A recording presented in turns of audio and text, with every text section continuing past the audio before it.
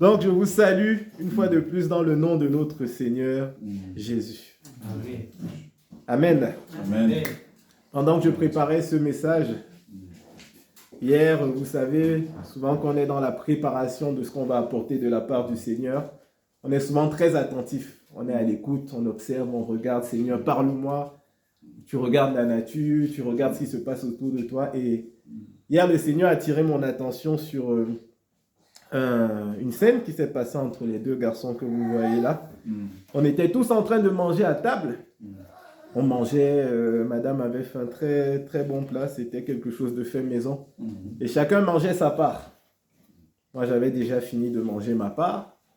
Je crois que le tout petit avait aussi fini de manger sa part. Et le grand, comme il aime bien prendre son temps qu'il mange, il était en train de continuer à manger. Et là, on voit le tout petit qui insiste pour dire « Donne-moi ce qu'il y a dans ta main ». Mais qu'est-ce que tu cherches dans sa main? On voyait la main du grand qui était bien fermée. On ne savait même pas ce qu'il y avait. Il dit, je veux ce qu'il y a dans ta main. Je veux, et il insiste, je veux ce qu'il y a dans ta main. Bon, on avait compris que c'était sans doute de la nourriture. Et il voulait... Et après, on dit à son frère, mais donne-lui ce que... Son frère, non, ne voulait pas donner, c'est à moi. Il a mangé ce qu'il devait manger. Et ce qui est dans ma main, c'est à moi. Et quand il a ouvert sa main, vous savez ce qu'on a vu? Une miette. C'était un tout petit bout, comme ça, une miette. Et c'est ça, c'est cette miette-là que son frère voulait. Malheureusement, son frère a mangé sa miette. Bien sûr, elle était à lui. Et le petit, on a essayé de lui retrouver une autre miette. C'était pas la même miette, mais il a quand même, quand il a eu cette miette, il était content. Vraiment content. Ça peut paraître particulier, mais aujourd'hui, nous allons parler de miettes. Voilà. Et c'est pour ça que j'ai souri. Quand j'ai vu cette scène-là, j'ai vraiment souri et je me suis dit, ah, Seigneur, allons-y. Continuons. Et l'histoire qui nous conduira ce jour est tirée de 2 évangiles dits synoptiques. Et je demanderai à quelqu'un... de se rendre déjà, s'il vous plaît, dans l'évangile de Matthieu au chapitre 15. S'il vous plaît. Moi, je vais commencer la première lecture dans le premier des évangiles synoptiques. Quand on vous dit évangile synoptique, je sais que ça parle à tout le monde. C'est des évangiles qui se ressemblent beaucoup, qui relatent des histoires plutôt similaires. Et ce qui est important de retenir dans ces évangiles synoptiques, c'est que si, je crois, le Seigneur insiste au travers de différents témoins à nous raconter la même chose, c'est qu'il y a vraiment quelque chose à tirer. On va donc lire la première histoire. Elle sera plutôt courte et la seconde nous donnera des détails supplémentaires. La première histoire est tirée, par contre, je vois que vous êtes tous à Matthieu, c'est bien, vous avez suivi. La première est tirée du livre de Marc. S'il vous plaît. Et ça, je vais lire. Marc 7, à partir du verset 24, il est écrit « Jésus étant parti de là, s'en alla dans le territoire de Tyr et de Sidon. Il entra dans une maison, désirant que personne ne le sût. Mais il ne put rester caché, car une femme, dont la fille était possédée d'un esprit impur, entendit parler de lui et vint se jeter à ses pieds. Cette femme était grecque, syro-phénicienne d'origine. Elle le pria de chasser le démon hors de sa fille. Jésus lui dit, « Laisse d'abord les enfants se rassasier, car il n'est pas bien de prendre le pain des enfants et de le jeter aux petits chiens. » « Oui, Seigneur, lui répondit-elle, mais les petits chiens, sous la table, mangent les miettes des enfants. Alors il lui dit, « À cause de cette parole, va. Le démon est sorti de ta fille, et quand elle rentra dans sa maison, elle trouva l'enfant couché sur le lit, le démon étant sorti. » Amen. Amen. Tyr, Sidon, une femme grecque, syro-phénicienne, son enfant possédé, pain des enfants, petit chien, miette, guérison. On va enchaîner avec la deuxième lecture. que le frère ou la sœur qui était déjà à Matthieu 15 puisse nous faire une lecture, s'il vous plaît, à partir du verset 21. Matthieu chapitre 15, à partir du verset 21 jusqu'au verset 28, s'il vous plaît.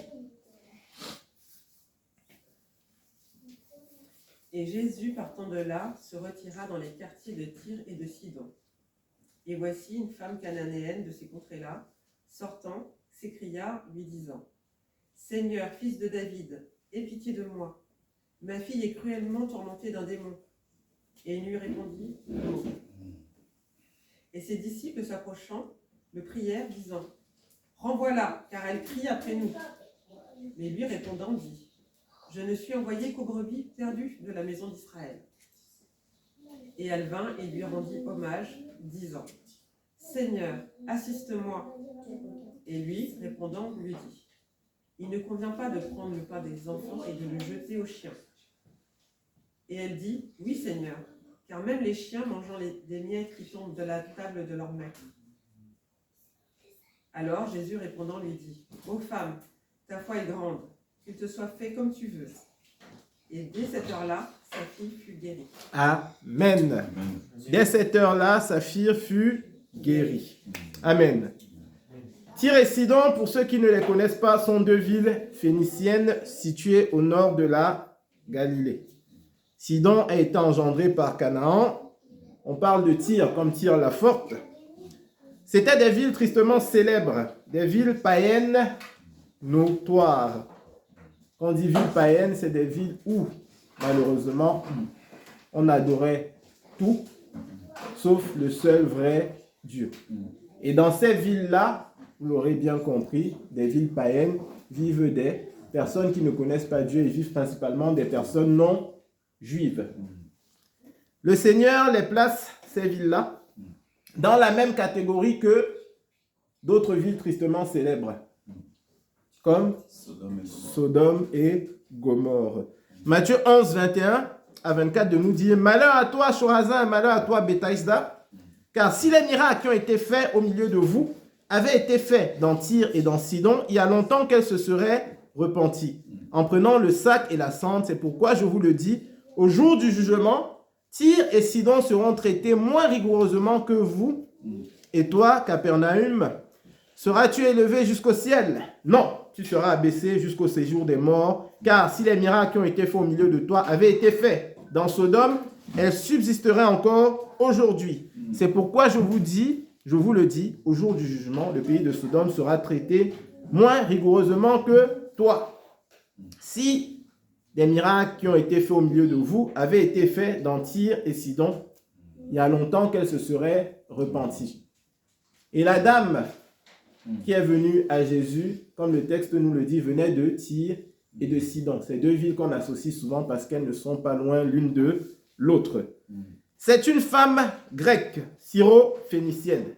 Et Matthieu de nous donner quelques précisions en disant que c'était une femme cananéenne, la femme cananéenne. Pourquoi Matthieu accentue ses origines? Il accentue ses origines. Pourquoi il insiste sur le fait qu'elle était cananéenne? C'est pour attirer l'attention du lecteur juif, de celui-là qui croit connaître Dieu, de celui-là qui connaît Dieu. On attire l'attention. Vous savez pourquoi? Parce que les juifs très très conservateurs, ils connaissent bien la parole de Dieu. Et vous savez ce que la parole de Dieu dit? Deutéronome 7, on va lire rapidement. Lorsque l'Éternel, ton Dieu, t'aura fait rentrer dans le pays dont tu vas prendre possession, il chassera devant toi beaucoup de nations. Les Hétiens, les Girgasiens, les Amoréens, les Cananéens, les Phérésiens, les Éviens, les Jébusiens. 7 nations qui étaient à l'époque plus nombreuses et plus puissantes que Israël. Et maintenant, le Seigneur dit, lorsque l'Éternel, ton Dieu, te les aura livrés et que tu les auras battus, tu les dévoueras par interdit. Tu ne traiteras aucune alliance avec ces villes-là. Tu ne leur feras point grâce. Tu ne contracteras point de mariage avec ces peuples. Tu ne donneras point tes filles à leurs fils. Tu ne prendras point leurs filles pour tes fils, car ils détourneraient de moi tes fils qui serviraient d'autres dieux, et la colère de l'Éternel s'enflammerait contre vous. Il te détruirait promptement. Voici au contraire comment vous agirez à leur égard. Vous renverserez les autels, vous briserez leurs statues, vous abattrez leurs idoles, et vous brûlerez au feu leurs images taillées. C'est dur. Cette femme était une descendante de Canaan, le peuple que l'Éternel avait donné à son peuple, à lui, livré entre les mains de son peuple, à lui. Et vous comprenez donc bien pourquoi les Juifs ne souhaitaient donc pas avoir de relation avec ces gens-là. Aucune relation, parce que c'était ce que le Seigneur avait dit. Entre vous et eux, rien. Rien. En quelque sorte, ce peuple était, au même titre que tous les peuples qu'on a cités, maudit. C'est un peuple qui était maudit. Il ne devait même pas, entre guillemets, exister. Le décor et le contexte étant donc bien plantés, on va donc maintenant voir ensemble les leçons que nous pouvons tirer de ce texte. Et surtout, de cette femme qui nous ressemble plus que nous ne pensons. Une des rares fois, pour ne pas dire la seule fois, où Jésus exerce son ministère en dehors d'Israël, se trouve dans ce texte. Jésus est sorti de la Galilée et il est allé vers les païens. Alors, il est écrit, avant même que je n'avance, si je vous dis, alors on ne va pas poser la question au pasteur, le salut vient des Juifs. Qu'est-ce que vous en pensez? Le salut vient des Juifs. Est-ce que ça vous choque? C'est bien. Ça ne choque personne. Le salut vient des Juifs. Je regarde ici, on n'a pas dit le salut vient des Noirs, on n'a pas dit le salut vient des Roms, on n'a pas dit le salut vient des Roumains, on a dit le salut vient des Juifs. Ça ne choque personne, c'est très bien. C'est excellent. Il est écrit dans Jean 4, par exemple, « Femme, lui dit Jésus, crois-moi, l'heure vient où personne, où ce ne sera ni sur cette montagne, ni à Jérusalem que vous adorerez le Père, vous adorez ce que vous ne connaissez pas. Nous adorons ce que nous connaissons, car le salut vient des... » C'est Jésus qui le dit. Le salut vient des Juifs. Mais l'heure vient, elle est déjà venue, où les vrais adorateurs, comme mon frère l'a dit, adoreront le Père en esprit et en vérité, car ce sont là les adorateurs que le Père demande et recherche. On peut encore avoir d'autres exemples où, dans Romains 15, on nous fait savoir que Christ a été serviteur des circoncis pour prouver la vérité de Dieu en confirmant les promesses faites au Père, tandis que les païens glorifient Dieu à cause de sa miséricorde. Amen. Amen. Et Romains 1, car je n'ai point honte de l'évangile, c'est une puissance de Dieu pour le salut de quiconque croit et du juif, premièrement. Donc ça ne choque personne que je dise et que j'insiste et que je répète sur le fait que le salut vienne des juifs. Voilà. Parce que Jésus, vous savez, il est né à Bethléem. Mais il est venu certes sauver toute l'humanité, mais il faut que vous sachiez que le Seigneur s'est choisi un peuple. Amen. Un peuple. Et la preuve que c'est le peuple de Dieu, j'ai noté, je vous invite tout simplement à relire la parole de Dieu avec attention. Il s'est choisi un peuple et ce peuple s'appelle Israël. Israël. Malheureusement ou heureusement, je vois entre guillemets plein de minorités sociales représentées et certains surfent là-dessus en essayant de faire croire à certaines personnes sur la base de je ne sais quel courant de pensée, quelle motivation, que voilà, on va vous dire que la vie des Noirs est importante en anglais, Black Lives Matter, voilà. On va surfer sur cette minorité entre guillemets sociale, culturelle, pour attirer l'attention là-dessus en disant c'est nous, c'est nous, c'est nous, c'est vous, vous. Non. Non. Ça c'est un mensonge. Et la parole de Dieu est là pour nous recadrer. Il y a un seul peuple élu, c'est Israël, et qui, contrairement à nous, tous ici présents, ils ne sont pas des enfants par adoption. Et ça, moi, ça me suffit aujourd'hui. Je suis un enfant de Dieu et ça me suffit. Amen. Alors, on va maintenant aller encore plus concrètement dans le texte. Et le premier point important, je vais l'appeler tout simplement, la main de l'Éternel n'est pas trop courte pour sauver, ni son oreille trop dure pour entendre. Pourquoi je le dis? Le texte, on l'a lu et on l'a relu.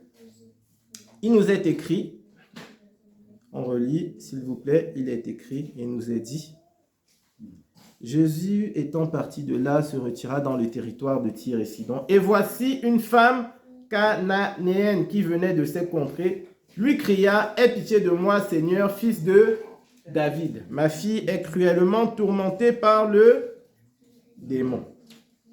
On est là. On se rend compte que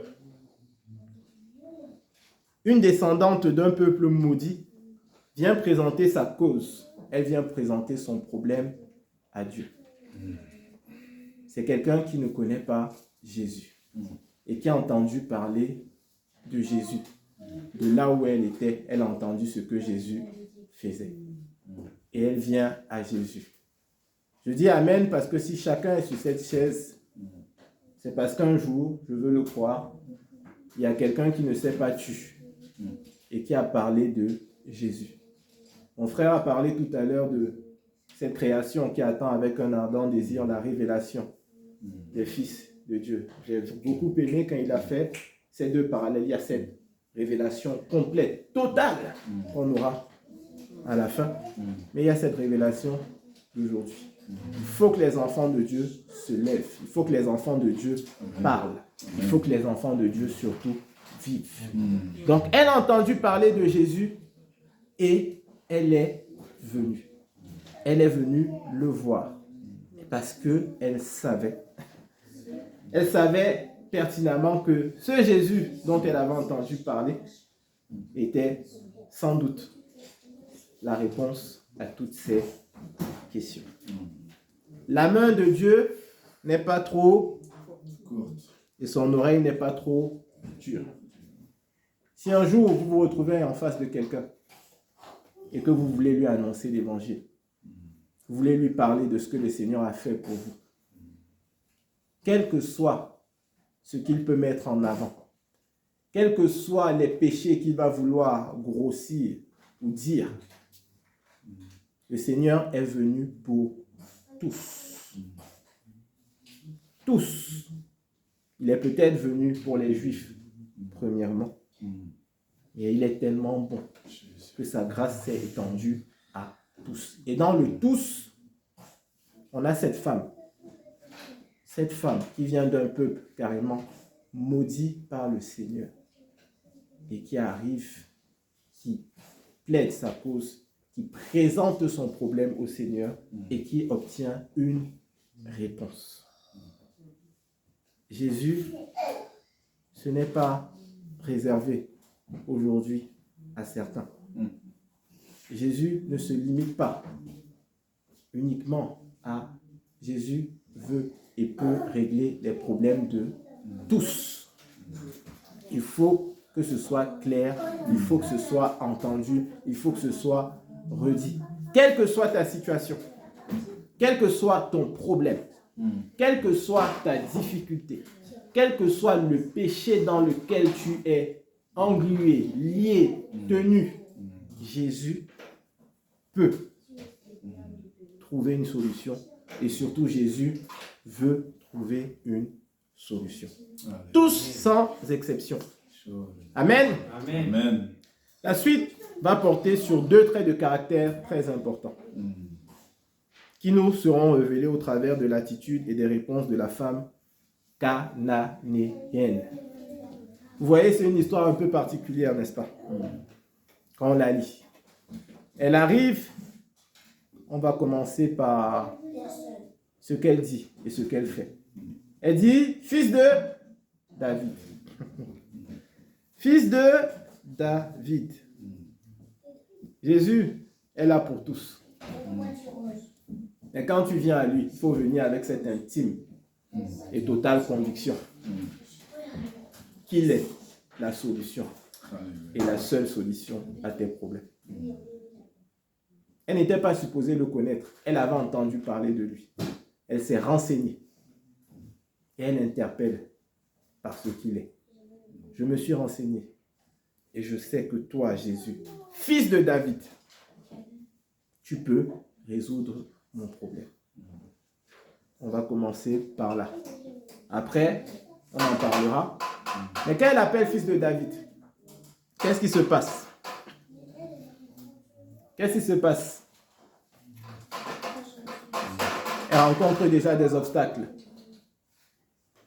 Les premiers obstacles. Jésus, forcément, quand il se retire et il s'en va quelque part, il n'est jamais seul. Jésus est toujours accompagné de ses disciples. Vous savez, quelquefois, on est face à des difficultés et on est déjà dans une situation tellement compliquée qu'on ne sait même pas comment s'en sortir. Et là, imaginez-vous un peu cette femme qui se retrouve là. Elle est à 2 pas de celui qui peut résoudre ses problèmes et bam. Hé, pousse-toi de là. Arrête de crier après nous. Tu nous embêtes. Tu nous embêtes. Et imaginez un peu ce qu'elle fait. Une femme qui a son enfant. Il y a des mamans dans la pièce. Amen. Et vous savez ce qu'une maman peut faire pour son enfant. Votre enfant est gravement malade, la seule solution est là. Et vous ne pouvez pas imaginer. Donc si on l'a vraiment chassée, je ne peux pas imiter, mais je peux imaginer qu'elle faisait plus que crier. Elle criait avec toute son âme, tellement fort.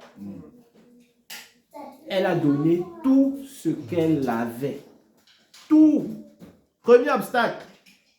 Malgré son dit quitte de là. Allez, bouge, tu nous embêtes. Ça fait mal, hein? Elle ne relâche pas, elle ne renonce pas. Elle avance. Elle arrive quand même au maître qui demande, encore dans sa bonté, de la laisser avancer. Elle lui dit, ma fille est cruellement tourmentée par le démon. Et vous savez ce qui se passe? Vous imaginez ce qui se passe? Après avoir crié fils de David, après avoir été limite chassée, elle parle. Jésus ne lui répond pas. Ouch! Peut-être une fois, je ne sais pas comment ça s'est passé, peut-être 2 fois. Est-ce qu'il n'y a pas certains d'entre vous, en plus elle ne le connaît pas, elle ne le connaît que de nom.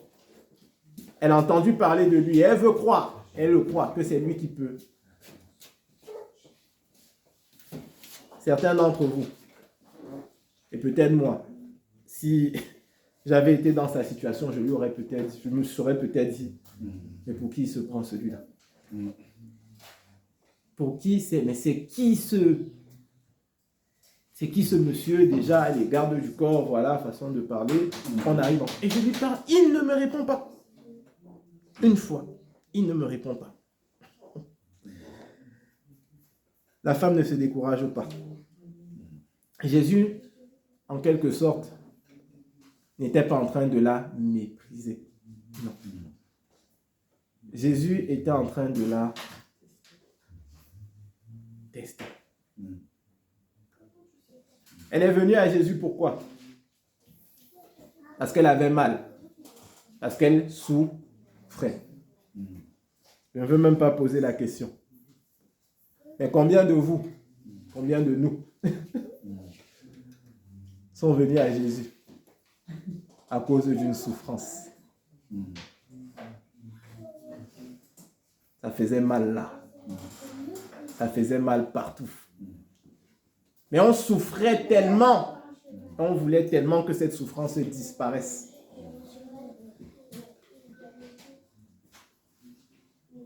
Et c'est là où on change un peu de tonalité. Et aujourd'hui, Pourquoi rejettes-tu ta souffrance?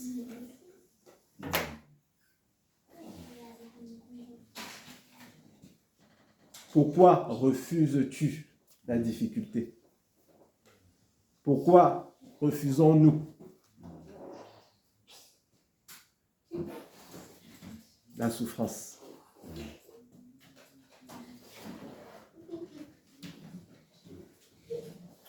Pourquoi la refusons-nous?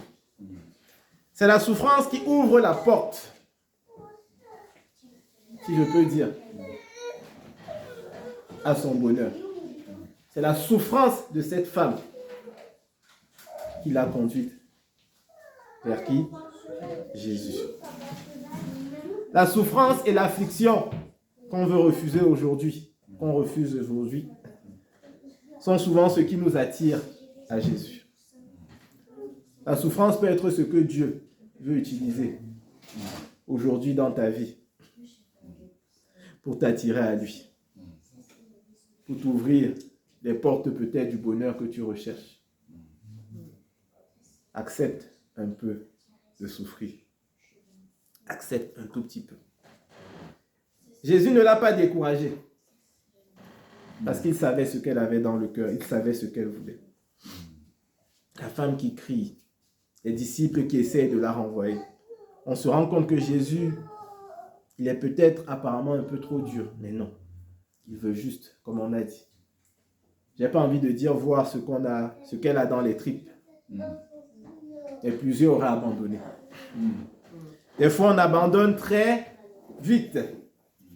On abandonne dès que le Seigneur ne répond pas la première fois. Vous savez ce qu'on fait quand on fait ça? Quand le Seigneur ne te répond pas et que tu arrêtes de prier. Aujourd'hui, j'aimerais manquer une autre question. Pourquoi prions-nous? Tu pries pour ton mari, pour tes enfants, vice-versa pour ton épouse, pour un travail. Tu ne vois pas de changement. La situation perdure. Le bon réflexe déjà, oui, c'est d'aller à Jésus. Le bon réflexe aussi, c'est de croire et d'être convaincu que Jésus peut faire et surtout qu'il veut faire. Et surtout, le bon réflexe, c'est de faire comme la femme.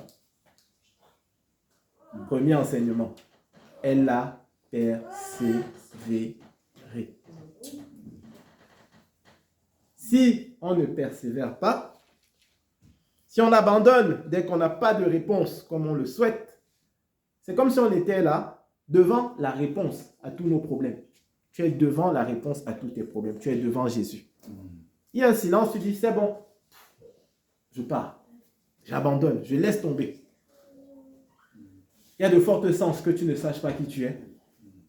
Ça, je parle à ceux qui disent marcher avec Jésus et qui marchent avec Jésus déjà depuis un certain temps. Et surtout, il y a de fortes chances que tu ne saches pas qui est le fils de David dont parle cette femme. Et là, tu abandonnes tes prières, tu abandonnes ton sort à qui? Au hasard. Tu arrêtes de prier. Quand tu ne pries pas, tu comptes sur quoi? Le sujet n'est donc pas peut-être très important. Tu dis, bon, ça fait longtemps que je prie là, Seigneur, ça fait trop longtemps, allez. Ça fait un mois que je prie, allez, je caricature un peu, hein. Je n'ai pas de réponse, allez, je laisse tomber, Seigneur. Et là, c'est fini. C'est le hasard. À qui tu laisses ton destin là, qui va venir changer ta situation. Fils de David, aie pitié de moi. On te chasse. Seigneur,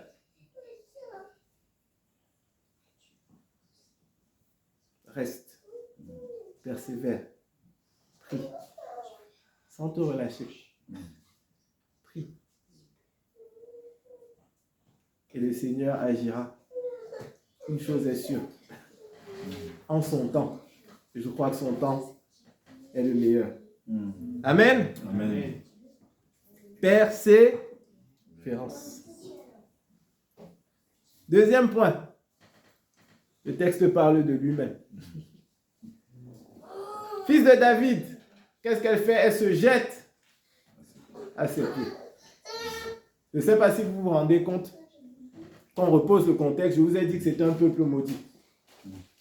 C'est un peuple qui n'avait pas part aux bénédictions que le Seigneur avait réservées à son peuple. Et c'est un peuple à qui on rappelait, j'ai envie de dire constamment, du 1er au 31, qu'il ne valait rien. Qu'il ne valait rien. Et c'est ça aujourd'hui le problème du juif qui n'a pas Christ. C'est comme ça que je reçois les choses. C'est ça aujourd'hui le problème de celui-là qui ne va pas plus loin que cette mission première de réserver aux Juifs. Amen. Le Seigneur est venu premièrement pour les. Mais si nous sommes là, c'est parce qu'il y a des Juifs qui ont cru et qui l'ont reconnu comme Seigneur et Sauveur et qui ne se sont pas tus. Et aujourd'hui, voilà le fait de toutes les nations, les disciples, qui est arrivé jusqu'à moi et qui me donne d'être descendant par la foi d'Abraham. Je suis issu de cela et je rends grâce à Dieu. Amen. Amen. Le Seigneur a fait, le Seigneur a permis. Mais cette dame-là est là. Tous les jours, on te dit que tu ne vaux rien. Tous les jours, on te dit que tu n'es rien. Tu arrives donc devant celui, puisqu'il est juif. Vous savez ce que ça coûte que d'aller vers son agresseur, si je peux dire ça comme ça, vers son persécuteur, et de lui dire, je reconnais que toi, qui fais partie de ceux qui me persécutent, tu peux changer ma situation. Il faut ce qu'on appelle dans ce monde, ou bien même dans la parole de Dieu, une bonne dose d'humilité. Pourquoi on parle de chiens? Parce que ces personnes étaient considérées comme des chiens. C'était un terme. Aujourd'hui, je vous mets au défi. Quelquefois, quand vous vous sentez blessé, quand vous vous sentez provoqué, quand vous vous sentez méprisé, n'est-ce pas, il n'y a pas une petite voix au fond de vous qui vous dit, mais pour qui celui-là me prend? Il ne me prend pas pour un chien, lui? C'est comme ça, c'est humain. Le chien, c'est ce qu'il y a de plus méprisant. Dès qu'on te parle mal, tu te sens... Je suis pas ton chien, je suis un chien, pourquoi vous me parlez comme ça? Vous m'avez pris pour qui? Les pauvres chiens. Ils ont le dos rond. C'est facile de... Mais vous savez ce que cette dame fait, on va le relire ensemble. Parce que quand Jésus ne parle pas, il lui dit tout simplement ce qui est. Et ce qui est d'actualité à l'époque. C'est son actualité. Et merci, cette femme aussi, il lui dit, allez, je retrouve le texte. Je n'ai été envoyé qu'aux brebis perdues de la maison d'Israël. Elle dit, ce n'est pas grave. Elle vint se prosterner devant lui et disant, Seigneur, secours-moi.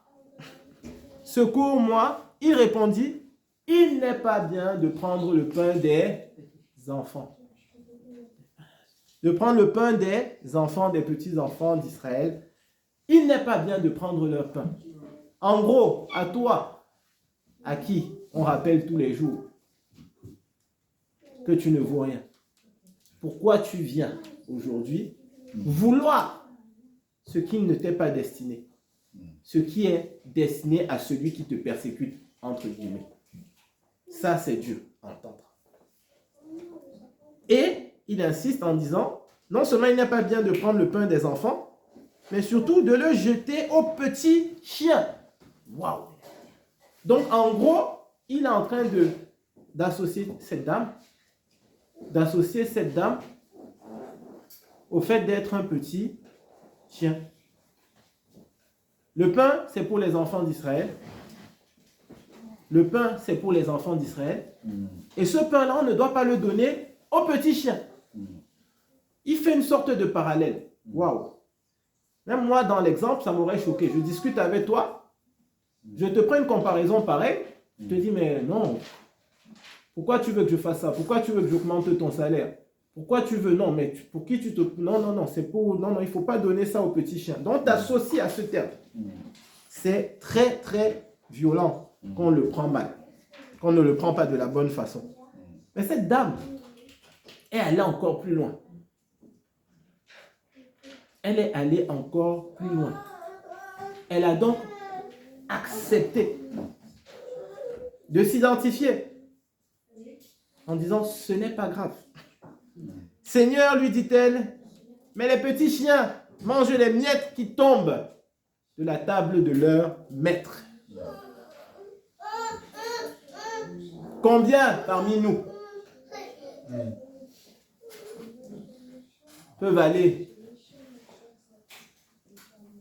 peuvent se considérer de la sorte? La vérité, c'est que nous avons du mal à accepter certaines choses, même quand elles sont dites. Je n'ai pas honte de dire, et suivez-moi bien, que je ne suis rien.